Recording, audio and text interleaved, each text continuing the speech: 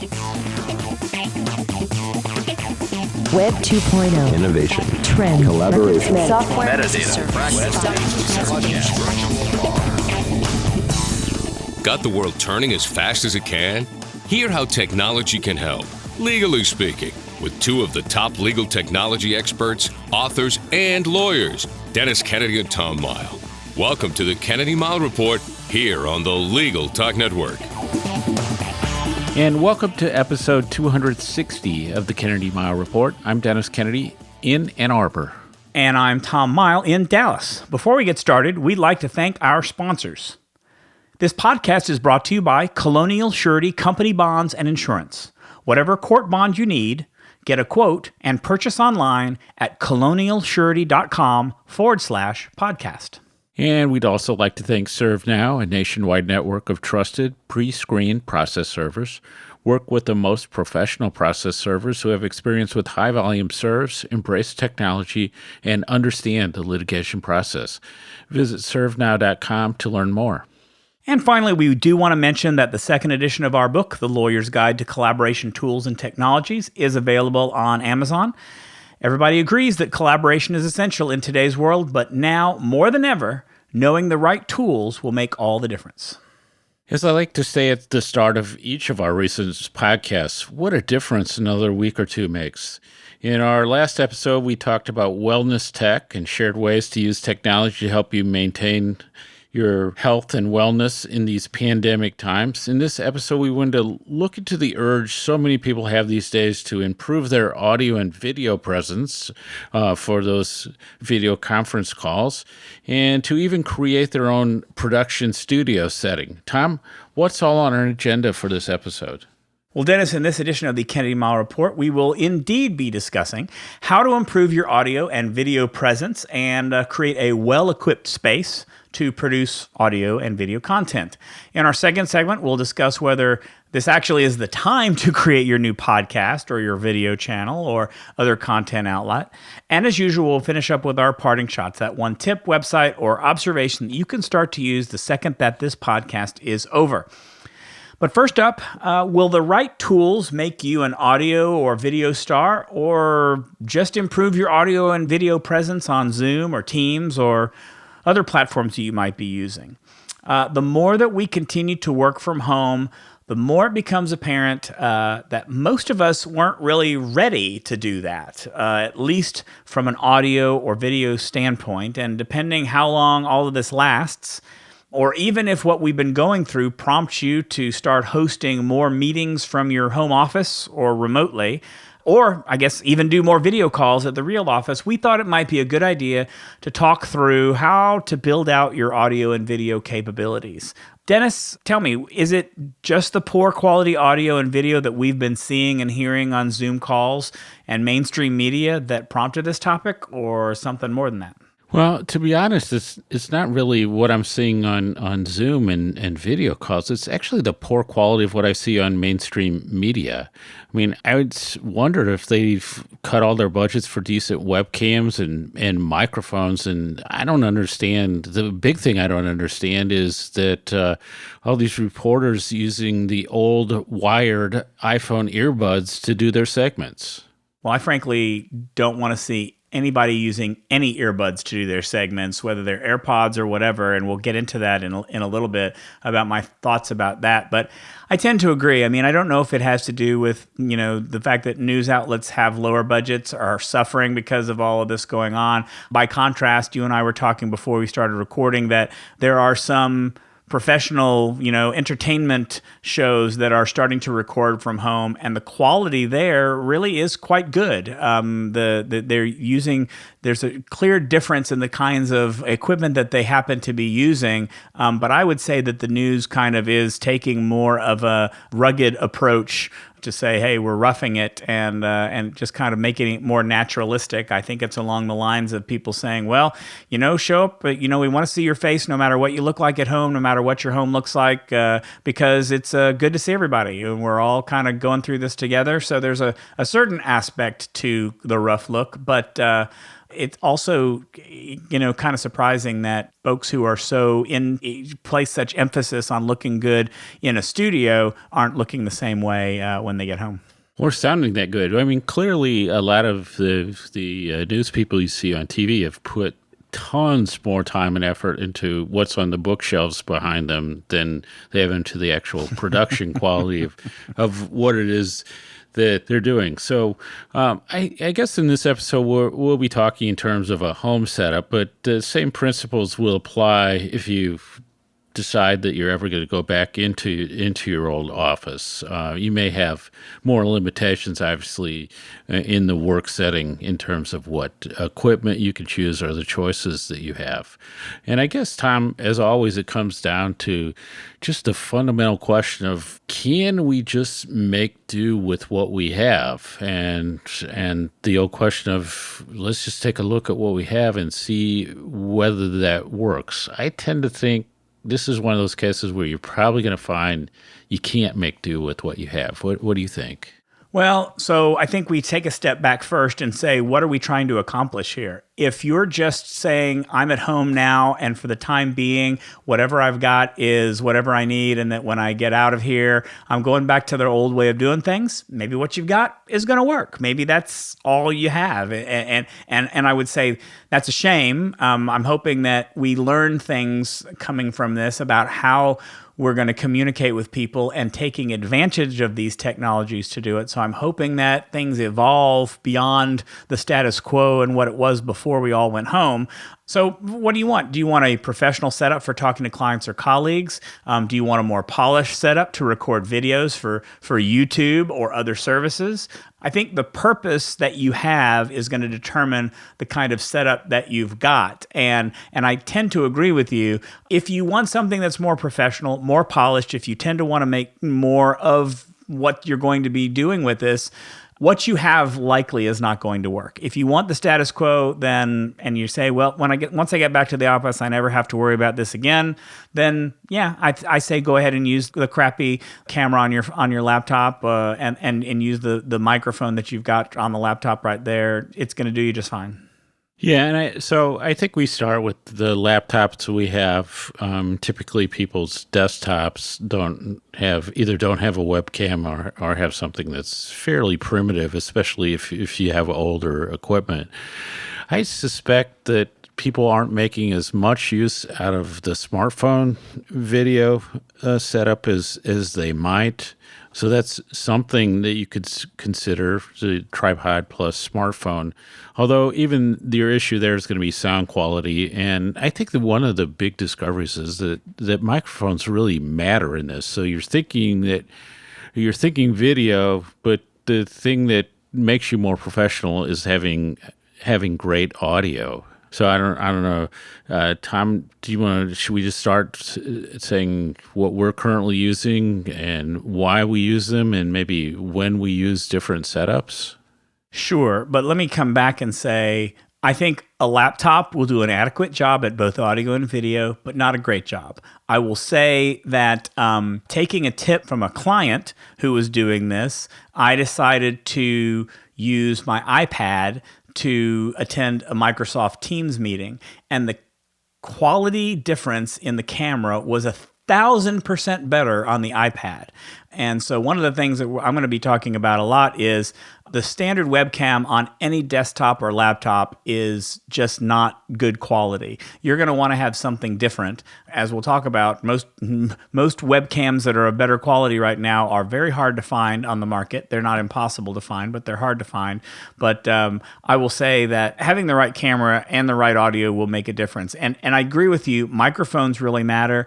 I have been on multiple calls where people are using the microphone on their laptop and it sounds like a speakerphone. It sounds like they're just using a speakerphone. The quality is not good. It's not particularly professional.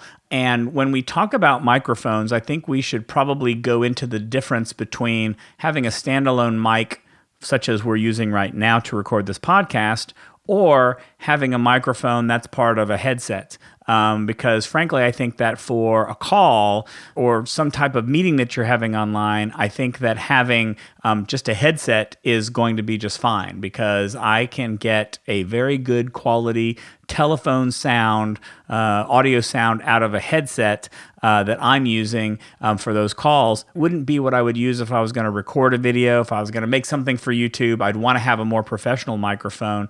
But I think we probably need to start talking about that headset versus standalone mic. Do you tend to agree, or would you use it in a different circumstance? Yeah, I think this is a case of where you need to think what you're using it for. So I think if you're, when we do a podcast, we have these really nice Shure 58 microphones, which is what I would want to use anytime I'm doing something professionally.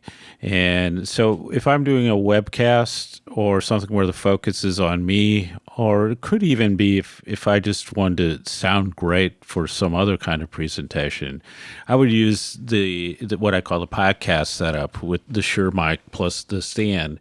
Then I've kind of come around to the point of view where I think that you really want to have a headset that when you're on the conference calls and stuff, because it keeps your sound good, because the microphone isn't moving and you don't have to worry about your technique.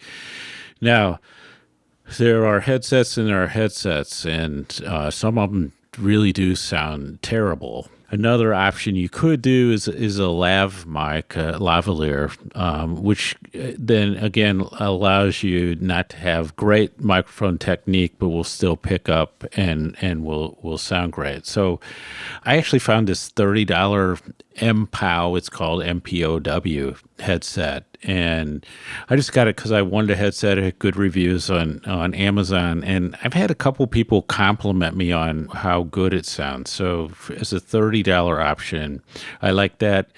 It's wired, and I would lean that direction because Bluetooth can be a little tricky in certain situations.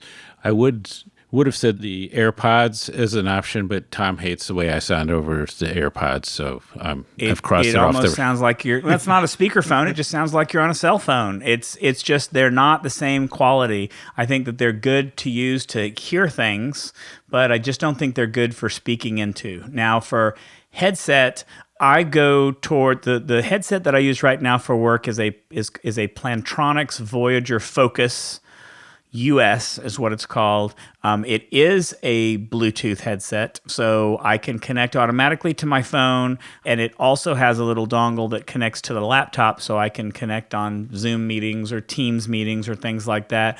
I prefer, if you're going to get a headset, there are lots of headsets out there that are more like the headsets that you would see like a receptionist at a law firm, or that someone would have that only has one ear pad and not the other one. I prefer having two over the ears. I want them to cover my ears because I want to be able to hear what's going on the call. And I find that when I only have one ear covered, I can't hear everything. So I'd really recommend whatever you go with something that covers both ears.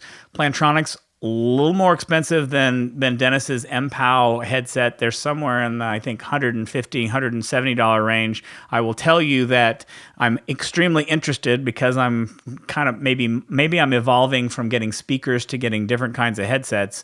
Jabra has a new set of Evolve 2 headsets out that are, I think there's 3 different versions at different price points, and they're all optimized for Microsoft Teams. You just press a button and you can join a Teams meeting from that headset. I'm really intrigued. I'm going to probably look at those despite my credit card's protestations to that, but there's a bunch of different options out there. But I agree. Having a headset with a microphone is really a difference, especially on calls that you want to make.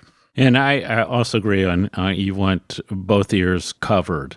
And this is probably the place, especially if you're going to be on a headset all day long, like from Zoom call to Zoom calls. Some days it feels like that's the place where I probably would be most likely to go up the scale on pricing. But I would look at things like comfort and some other things like that. Mm-hmm. On the Shure setup, so some people are looking into, because what we're talking about is partly doing a studio, but that if I were doing a home studio that had audio, especially if I had the idea of doing a podcast, and you're using a Shure microphone, and you want something like a mixer or a preamp, we use this Scarlett preamp mixer from Focusrite, and I just really liked it. We had something before. We've even used like the Shure preamp with this microphone, and I've just totally enjoyed this Focusrite. I think it's about maybe like $100, maybe $150.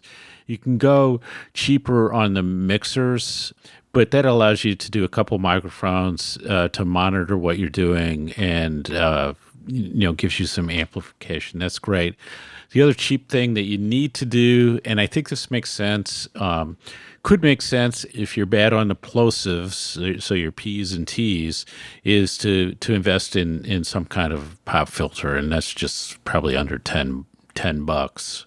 So that would be part of the audio setup if you're doing a studio, and that's going to get you in a pretty good place. The only other thing that I'll add to that is if you want to actually record something that's professional, this is probably way outside the bounds of what most of you would want to do, but I see a lot of people, especially YouTube creators and things like that, who've begun to put the noise canceling foam on their walls and put them in. They don't really coat the entire room, but they put it into an area where it'll kill all the sound that's around them, and it will make it a much better and much more hospitable recording environment. And so if you want to get that true recording sound, then you might want to consider that the room that you've got, you might want to buy some of the foam for the walls that you can put. The ones I've seen have been, very minor, but they do make a difference as to the quality of the audio recording. Yeah, so if you have hardwood floors, you're in an echoey kind of room, then you'll want to look at some things that will deaden the sound. And it can be just, anything from blankets to rugs or, foam. There's a number of other things out there. And then if you're doing recording and mixing, so say you want to do a podcast, then I still think the way to go these days is the free route. And so there's an open source program called Audacity, works on all the platforms, except there's an issue with the newest Mac OS, and that's free. That's what we use for our recording. And then you can export it into the MP3 or WAV or whatever file you need. In your Mac world, there's GarageBand, which is another option, but that part of it is actually the cheapest thing because it's pretty much all free these days. The only thing that I would say is the other option that would be, potentially to be lower cost is if you really do want to record like meetings on Zoom or Teams or things like that. They all have recording features, so you can record the meetings there. Obviously, if you start recording too much, then there becomes a storage issue that you've got to deal with, and it might not be in the right format. So that's another option. Obviously, there are more professional audio editing and other types of software products that are out there, but we do tend to recommend the ones that are easy to use and obviously free is better. Yeah, and I guess the other thing, Tom, is that it's worth mentioning the double ender, as they call it in the podcasting world, which is that Tom and I, although we're talking to each other as we do this on Zoom, we're actually recording each side of the conversation locally, and then it gets mixed. So that's another thing you can do. So if you're using the built-in tools like in Zoom and stuff, you're kind of subject to anything that happens in the internet connection or other people's sounds. So that's something to consider. So Tom, so that's the audio piece of it. Video, to me, moves things to a whole new level of complexity, but it's something that you can kind of work your way through. So you want to get us started there? So my recommendations on video are going to be pretty straightforward. One, only use the camera on your laptop or desktop if you don't care about quality, because you're not going to get very good quality I think that your tablet, maybe even your smartphone camera is a step up from those and do a pretty good job. I think that if you can find one, finding a dedicated high-resolution webcam, the one that gets a lot of good reviews is a Logitech C930. I think it's starting to come available in different places these days. It was originally $75 before all this happened. It's now at about $120, $130, so getting a little bit of pandemic upsurge there. But frankly, I am now looking at what tends to be the best advice for video. This may turn out to be the most expensive advice, but where I'm seeing that DSLR cameras, the digital cameras, actually tend to have the best video. It's going to be the most expensive option that you have, but just taking, if you've got a Canon camera or a camera that can shoot video, they are starting to sell, USB kits with those cameras that you can hook up and tend to provide much better video than any of the other options that I've mentioned so far. Yeah, I agree with that. That if you do have, if you have a nice digital camera that you have and you just haven't used for a long time, I would explore that. There are going to be some software and hardware issues of getting the video from the camera onto your computer, but there are going to be tools to that. So it's just going to be a research project. In all of these things, the separate microphone really is a necessity because wherever your webcam is going to be far away from you, could even be across the room. So that's going to make a big difference. So the lav mics are great in that context. So good things there. I guess time on the nicer webcams, one of the things that I've noticed is in addition to the quality, you get this autofocus and this easy way to do zooming, and that can be a difference where you can go from close to far away. You can also combine a couple of these approaches. So you could have a webcam and you could use your smartphone, and then you could have a straight on shot and like a side shot of you. And then in the editing process, you could put that together and it could be make it look even more professional. We talked about lightings and backgrounds in the last episode time, so I don't think much has changed. We just recommend that people listen to that. So any other advice about your setup and surroundings for video? Not really. I mean, I think it comes down to what you're trying to accomplish. Are you going to be the trusted advisor? In that case, your setup needs to reflect that. Your surroundings need to reflect that. Are you just a regular person working from home? You probably don't have to do a lot, and you can get away with that. If you're a professional video star, if you want to be an influencer and start having professional videos, then you're going to really have to up your game and do some significant things in terms of both lighting and background and audio and video. There's a lot more work in that, but obviously there's a benefit to that if you can start gaining followings on any of the video platforms that are out there. Dennis, what about you? Well, I would say that I think that people are getting a little bit bored already because it's been a whole couple of weeks with the virtual backgrounds on Zoom. But there are some people who are kind of up in the game. And so our friend Craig Ball is I think super interesting in using green screens in very creative ways. Like he even went on to a Zoom call as the Invisible Man by strategically wearing green and having green in the background and then working on that. But I suspect he put a little bit more time into that effort than most of us would be willing to do. But the standard Zoom things, people have seen it, been there, done that. And so, but I think if you can do something that's kind of interesting as your virtual background, that's still good. So I think that's surroundings. And then with video, you can do editing today, and there are a number of tools out there. So in the Mac world, there's iMovie. You can do screen captures with a program like Camtasia. There are actually some open source video streaming and editing tools and other editing tools out there. I don't know if you have to go to the like the movie maker, Final Cut world. But that's, Final Cut itself is not all that expensive a product these days, about $250 last time I priced it, but probably a significant learning curve.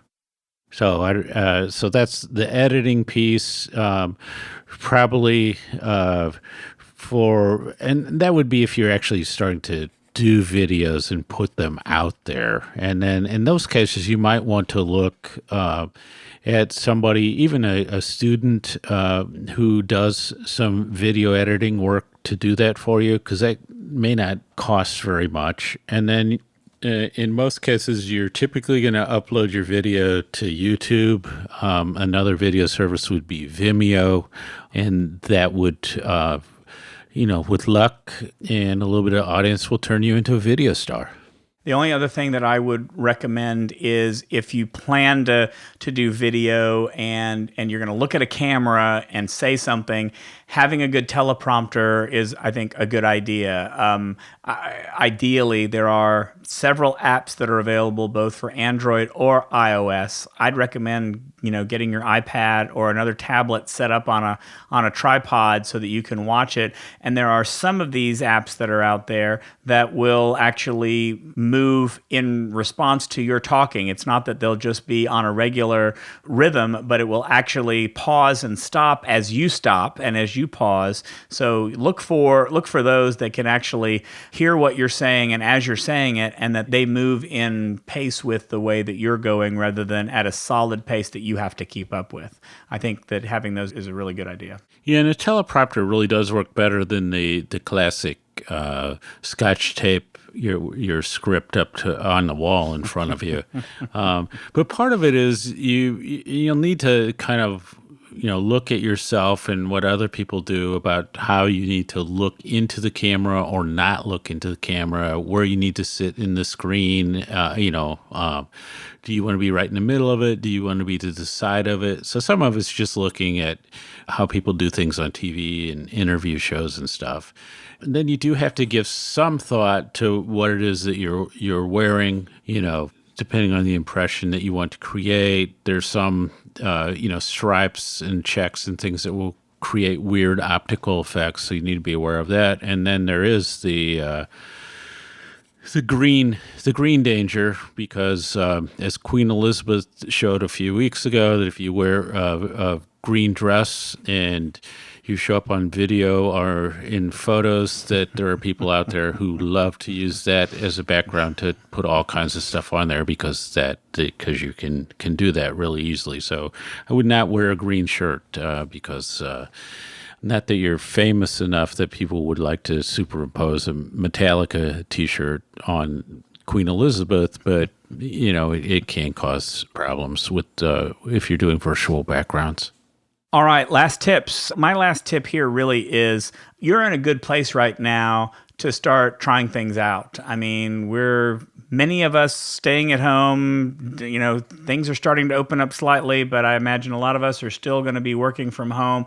It's a good time to start testing things out. And I think take some of the advice that we've talked about and dip your toes in the water. I mean, that's as simple advice as I can, is just start giving it a try and see what works, because you might not have so much time later on when and or if things start to get more back to a semblance of normal. Yeah, and I would say, kind of keep things simple, try a few new things, but sort of one thing at a time. And then the thing I've always felt like is that people are more forgiving in some ways on video than they are on audio. And so if you have really high quality audio, that carries things, and even if your video is good and your audio is bad, it's not going to come across very well. So audio tends to be the hardest thing to do, and that basically means some kind of investing into microphones. All right, before we move on to our next segment, let's take a break for a message from our sponsors. Wish you could get a quote and purchase an appeal, trustee, estate, or any other court or fiduciary bond quickly online? Colonial Surety Company has every bond you need and is a direct insurer that's U.S. Treasury listed, licensed in all 50 states and territories, and rated A Excellent by AM Best. So you can be confident it's a trusted resource. Get started at colonialsurety.com/podcast. Looking for a process server you can trust? ServeNow.com is a nationwide network of local, pre-screened process servers. ServeNow works with the most professional process servers in the industry, connecting your firm with process servers who embrace technology, have experience with high-volume serves, and understand the litigation process and rules of properly effectuating service. Find a pre-screened process server today. Visit www.servenow.com. And now let's get back to the Kennedy-Mighell Report. I'm Tom Mighell. And I'm Dennis Kennedy. So if I had $1 for every new podcast, webcast, video chat, or video channel I've seen people announce in the last month, I'd be so rich. So Tom and I have been doing this podcast for more than 15 years. So we actually feel like we might be qualified to make a comment or two about whether now is the best time to start a podcast and what your odds of success actually will be. So, Tom, is there no time like the present, or how many of these new programs will still be around in a year? Well, I don't know that I'm going to make a prediction about that. I think what I'm going to talk about and say that to a certain extent, this is a great time to start a podcast or video channel or something similar in terms of time. Like I mentioned in the previous segment, when will you ever have this much free time to get something launched? So my first thought is, if you've got an idea to do something, do as much as you can before things get back to what they were beforehand, because you may not have that time again. This is the time to experiment and to try things out. But that said, don't decide to start doing a podcast because you're bored or because you have time or because you've now listened to a bajillion podcasts and you think that you can do a better one. What's your motivation for starting a podcast? We've talked about this many times about when we talked about starting a blog in the past.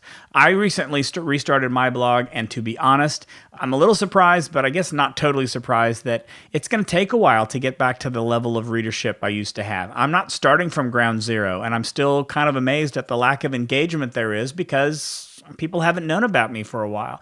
Because you and likely thousands of others are thinking about this at the same time, ask yourself, what will set your offering apart from the others? It's the same as we talked about when deciding whether to blog. For the same reason that we don't recommend that you publish a general blog about the law, we'll say the same thing about a podcast. Choose a niche topic that will get people's attention. You know, for example, don't start a COVID-19 updates podcast. There are so many of those out there. But maybe a bankruptcy issues for companies affected by COVID-19 might be an interesting topic to talk about. The rules here, I don't think, should be any different from what we've talked about with blogging for years. Find a differentiator and stick with it and give it a try, but don't expect miracles from it, because you're right. When we all get back into the normal world, when and if that happens, you may find that you don't have the time or the interest to keep it up. Dennis, what about you? To me, it all comes down to, do you have a show? Do you have a show that there's an audience for, and can you execute it in a way that that audience will both find you and stick with you? And that is really hard. So I think the equipment, the tools, all those things make it easier than ever. And I think you have this idea, oh, I can do this show and it'll be really fun. Like, I have this friend and we can sit around and talk for a while and everybody will find that interesting. Or maybe it's just me. I'll just sit around and talk. Or I'll talk about force majeure clauses because everybody's going to be super interested in that. No, it's like all these people are doing podcasts now and you're competing, with actual entertainers, and people are doing high quality productions. And all those people tend to do very long podcasts. So how are you going to break into that?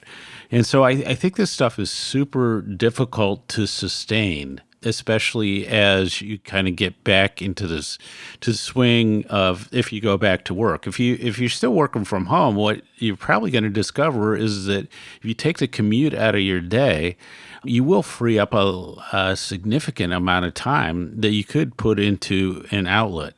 But I think it's hard to know whether you're a writer, you're a podcaster, you're a video person, and then how you can do it. And we're lucky, being part of Legal Talk Network, is that we can just be talent and we can do our show and it gets produced for us and gets distributed for us. And that's awesome. If you're trying to do all that yourself, it's going to be difficult, and you think you're going to do it once a week, and it's going to be once every 2 weeks and once a month and then once every 6 months. And nobody wants to be the person who launches the new podcast and then it has one episode, which people have done, believe me. So I think there is no time like the present in some ways, but you got to be realistic about it. And the fact is that if you haven't started a podcast by now, you want to think about why that's the case. So I think we're going to see a lot of podcasts, Tom, that started out with a lot of energy right now, and a year from now, they're not really going to be active anymore. So, but the people who can carry it off, it's going to be great. So now it's time for the parting shots. That one tip, website, or observation you can use the second this podcast ends. Tom, take it away. So the site that I'm talking about in this episode is called the Work From Home Stack. And Stack basically means stack of apps and tools. That's kind of what we're seeing on the web now. Lots of websites that say, what's your stack? What are the set of tools that you use to do certain things that you need to do?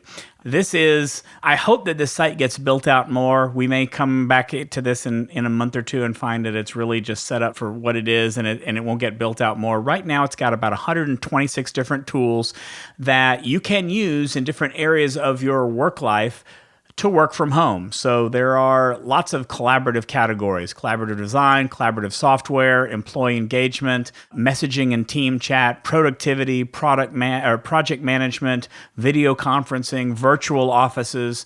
Lots of different options that you may not be aware of. You've got some of the standard ones that you would know about: Slack, Microsoft Teams, things like that, things that you've probably seen before, but there are other apps on there that you may not know about. And so if you're looking for a specific tool to make working from home easier, to connect with members of your firm or your company that you're not doing right now, maybe there might be something in this stack that will give you some inspiration about maybe perhaps using a different tool. Work From Home Stack. It's wfhstack.co. So, Tom, I have something that ticks both the boxes of entertaining and educational. It's called Room Rater, which is actually a Twitter account, and it's at Rate My Skype Room, all one word. And what happens on this account is that all of, especially news people doing interviews, they'll grab screen captures and they actually rate the people's rooms and how they decorate and stage their rooms for the video segments they do. And they do it on a 1 to 10 scale with some, pithy comments, sometimes very funny comments.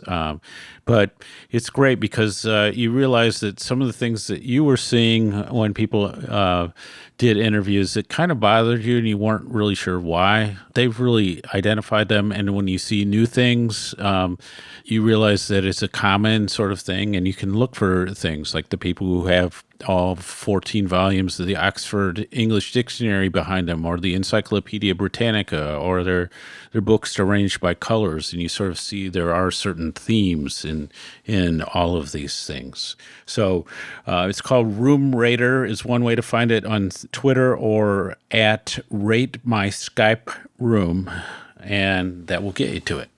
I will tell you, when I read the script and I saw that, I went to go look at the account, and 15 minutes later, I was still looking at rooms. It's very addictive, so have a good time with that. And that wraps it up for this edition of the Kennedy-Mighell Report. Thanks for joining us on the podcast. You can find show notes for this episode on the Legal Talk Network's page for this podcast. If you like what you hear, please subscribe to our podcast in iTunes, or on the Legal Talk Network site, where you can find archives of all of our previous podcasts with transcripts. If you'd like to get in touch with us, you can always find us on LinkedIn or leave us a voicemail. We've got a voicemail that we're going to be using in an upcoming episode. We're very excited about it, and we'd like to get more messages. So please give us a call at 720-441-6820. So until the next podcast, I'm Tom Mighell. And I'm Dennis Kennedy, and you've been listening to the Kennedy-Mighell Report, a podcast on legal technology with an internet focus. If you like what you heard today, please rate us in Apple Podcasts, and we'll see you next time for another episode of the Kennedy-Mighell Report on the Legal Talk Network. Thanks for listening to the Kennedy-Mighell Report. Check out Dennis and Tom's book, the lawyer's guide to collaboration tools and technologies, smart ways to work together, from ABA Books or Amazon. And join us every other week for another edition of the Kennedy-Mighell Report, only on the Legal Talk Network.